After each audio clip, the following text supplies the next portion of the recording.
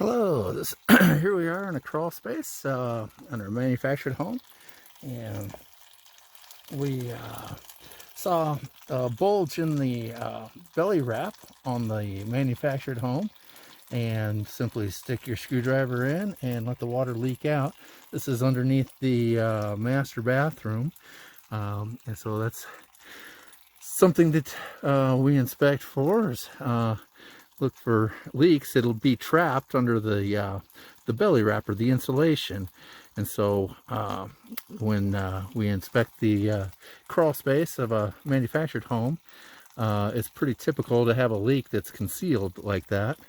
And then simply puncturing it with a screwdriver will confirm and let you know that there is an active leak on the system. Until next time, Brian at Front Range Home Inspections.